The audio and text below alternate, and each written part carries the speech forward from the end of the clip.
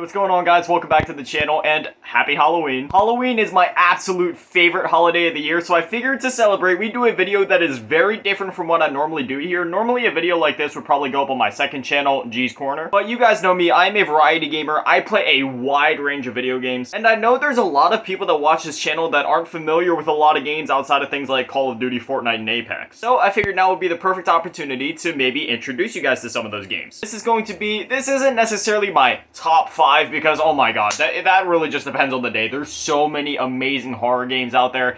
This is just like 5 games. Don't look at this as a top 5, but rather just 5 games that I thought of at the moment that I'm kind of in the mood to play through again for the sake of, you know, the Halloween spirit. The first game that immediately comes to mind, it doesn't even have to be Halloween, man. Any day of the year, you need to pop this in and play it at least once if you haven't touched it before.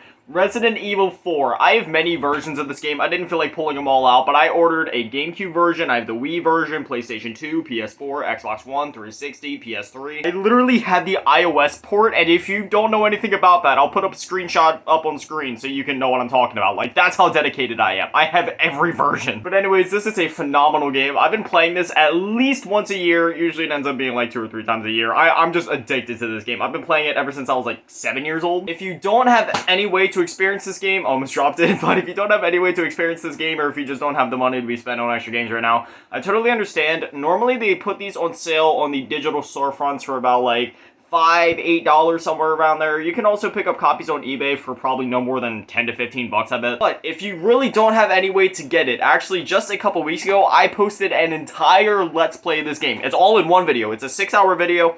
Just watch it from start to finish. You can enjoy the game with me. And I also kind of cheated with this list because while talking about Resident Evil 4 and like some of the other games here, there's like other games that kind of get lumped into it. So if you're gonna play this, I would also say like maybe go through Resident Evil 2, Resident Evil 3, especially if you have like the original versions of those games, or maybe even some of the older ones like the Resident Evil 1 remake, Resident Evil 0, Resident Evil Code Veronica.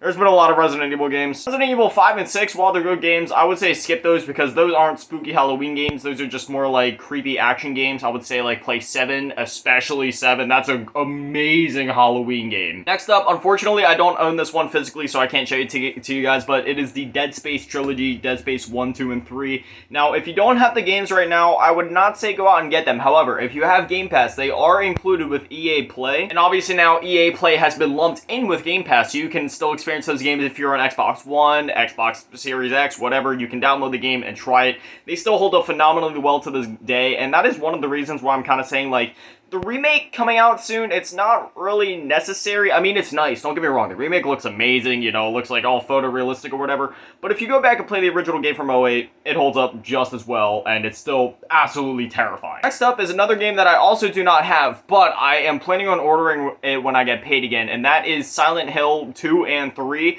I'm going to be getting the HD collection because, let's be honest, dude, I'm not paying $400 for freaking Silent Hill 2 on PS2 or Silent Hill 3. I know that one's like $500 or $600 as well. Please, no matter what kind of collector you are, never spend that kind of money. The secondhand video game market is ridiculous. And there's also a remake of Silent Hill 2. I don't know when it's coming out exactly. I don't believe they actually announced any release dates when they did the announcement trailer, but keep your eye out for that. I know the HD collection is like the worst port, you know, you don't want to play that one, but I'm like, I still want to at least experience it because I've played the HD collection before. And yeah, from what I can remember, it was pretty bad. I mean, it was still somewhat the same experience, but not really. All I can remember is that I looked down at my Xbox 360. I was like a half hour into the game, and this was when I was still younger, mind you. Even in my younger mind, I looked down at my 360 copy, and then I looked over at my PS2 copy, immediately turned off my 360, turned on the PS2, and went to play the original. I was so disappointed with the HD collection. But it's something nowadays where I'm like, okay, I don't have Silent Hill 2 or 3 on PS2 anymore, unfortunately, and I still want a way to at least experience the original versions to some capacity.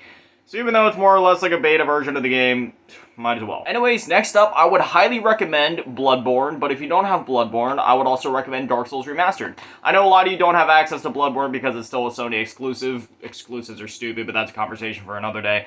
But Dark Souls Remastered is another great one. I actually just finished this game for the first time a couple weeks ago. That's also on my channel if you want to see that experience. That was pretty great. I edited the whole 12-episode series into like a 40-minute video. Like, the whole game is there in 40 minutes. That was a fun project. But anyway, highly recommend this game. The vibes are unmatched, and I don't even think it was like intentional, but this is like the perfect Halloween game. There's so many like spooky parts, and especially for me when I get down to the sewers and you see the giant rat, I have a huge rat phobia, literally made me cry. I haven't actually fully completed Bloodborne yet, but I've played like a couple hours of it before, and I can tell you, it even gives me goosebumps, and it takes a lot to, give me the chills and stuff like that, but dude, Bloodborne will do it. The atmosphere in that game, the sound design, just like the design of the enemies, and like how fast-paced it is, you're like always on your toes. It is a great adrenaline pumping type of like spooky game, you know what I mean? My final recommendation, of course, is The Last of Us. I know this is gonna be on like a ton of people like Halloween lists. The second game I wouldn't say is perfect for Halloween, not as perfect as this, because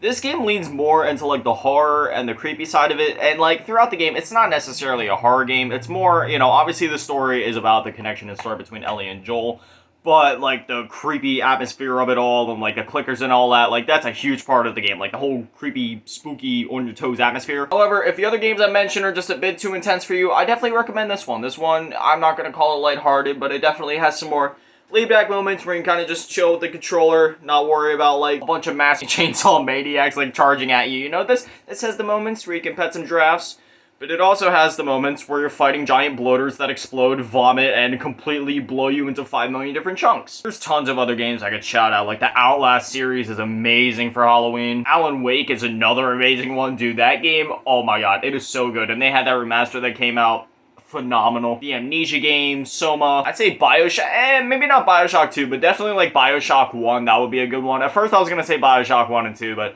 2 is definitely a bit more action heavy. Bioshock 1 really has that like atmosphere. The Dead Island games are always great to revisit. Doom, The Evil Within, and The Evil Within 2. Oh my god, actually, I wish I would have made those part of my core list. Those games are so overlooked. I would also recommend Little Nightmares 1 and 2, possibly Limbo and Inside as well. Those are all like short within, you can beat them within like 2 to 4 hours. I will say though, Limbo and Inside will kind of have you tearing your hair out at some point. Specifically Limbo, that one's a little tough, but the atmosphere is worth it. The Walking Dead Telltale games, those are always a great one for Halloween as well. Hollow Knight is another great recommendation. And as badly as I want to go down the rabbit hole and start listing off a bunch of games from the PS2 generation and before, the reality is most people aren't going to go out hunting for those games, and a lot of them are quite expensive nowadays. So, I mean, if you guys want a video like that talking more about old horror games from like PS2 and before, just let me know. I can do that, but those are just the ones from like PS3 and upwards, games that are more easily accessible, I would say, that came to mind when it came to making this list. The only old game I can recommend, though, that should be accessible soon if the leaks are correct, is Dino Crisis on the PS4, PS Plus, like, premium tier or whatever. The leaks are true, and Dino Crisis 1 comes to the service. You need to play that one. Anyways, yeah, now I want to hear from you guys. What are your guys' go-to Halloween games? Do you guys have any that you just tend to revisit every single year around this time? As always, a shout out to the Patrons, Carver's Fade, Grandma, Little Bitty Tap, and Big Daddy Matty. Hopefully you guys enjoyed. Hopefully I see you guys back here tomorrow at 7. Thank you for watching. I love you all. Stay beautiful and have an amazing day. Peace.